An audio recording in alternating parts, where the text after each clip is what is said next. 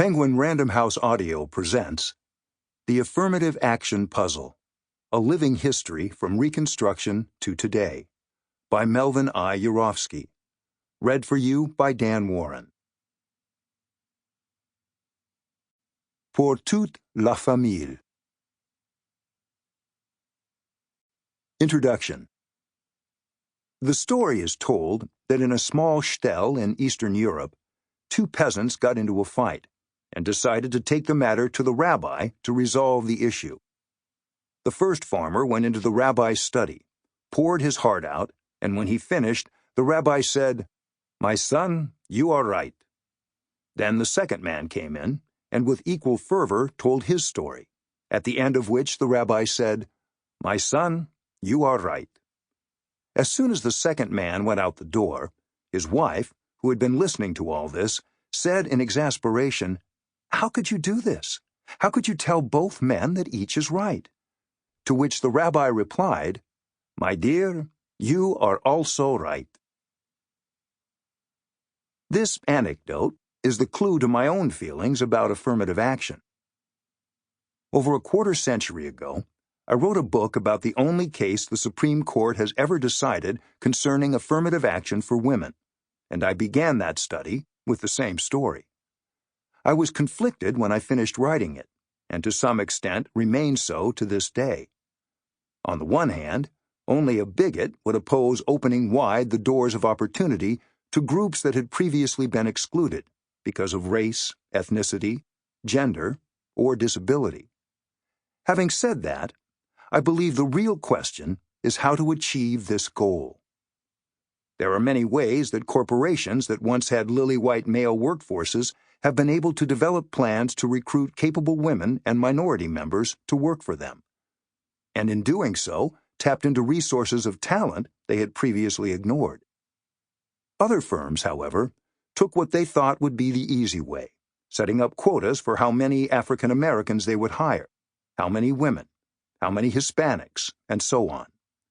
The use of quotas, even if the firms often used the euphemism of goals, offended many people, and as we shall see, this opposition ran across the political spectrum, from liberals to conservatives. Opposition to affirmative action proved still stronger when colleges, universities, and professional schools adopted numbers-driven plans, even after they rephrased their goal from affirmative action to compensate for past discrimination to programs intended to achieve current diversity in their classrooms. As someone who has taught at the college and university level for many years, I value diversity, and I and many other teachers could tell countless tales about how much better a class can be when there are people in it who personally relate to the issues under discussion. While the goal of diversity is praiseworthy, how one gets there matters a great deal. Some schools, like some corporations, manage the process carefully, while others, at least initially, just set up quotas. In public universities, this constituted state action, and thus opened the schools to lawsuits under the Equal Protection Clause of the 14th Amendment. Here again, affirmative action, even if called diversity, aroused both support and condemnation that ranged from stalwart liberals to equally stalwart conservatives. It also split longtime allies, such as the Jewish community and its longtime support of African Americans seeking civil rights. Ed Koch, the three-time mayor of New York, 1978 to 1989, is a good example of how one could be conflicted about such programs.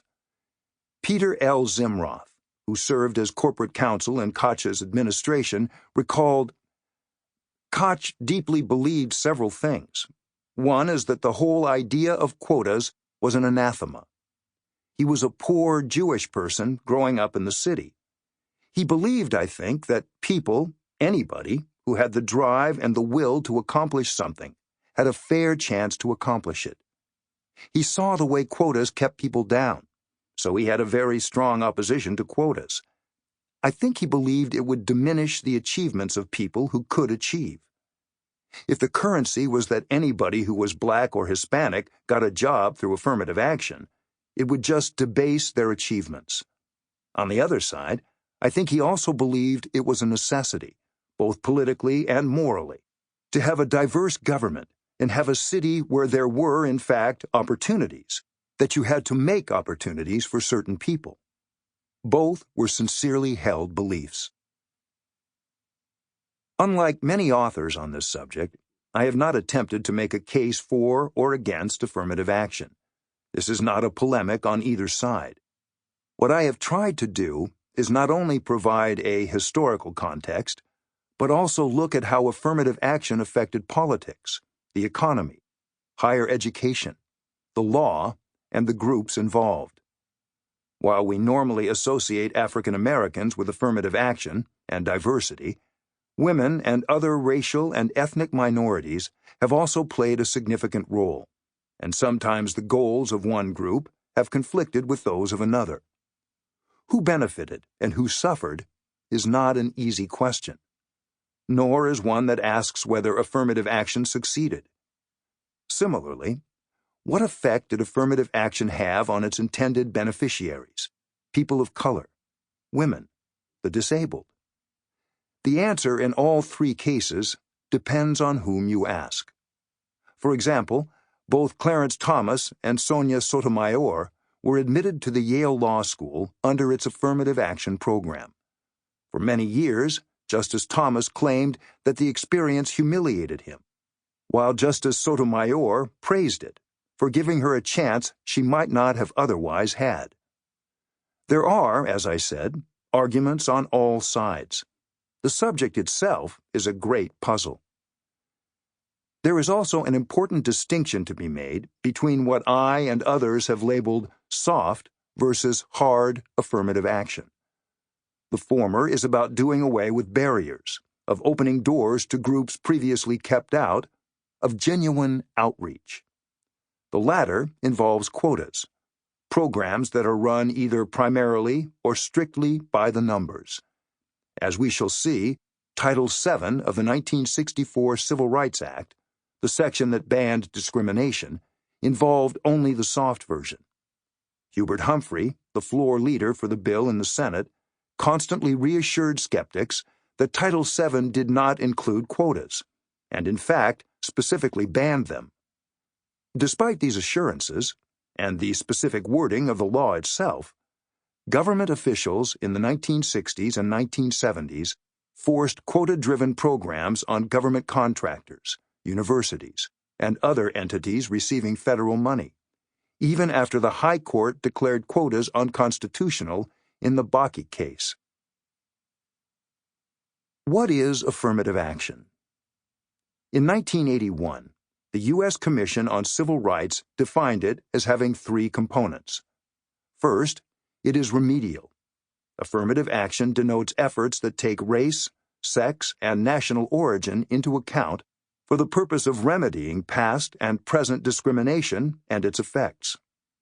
Second, affirmative action seeks ultimately to bring about equal opportunity. It assumes that race, sex, or national origin must be considered in order to eliminate considerations of race, sex, or national origin.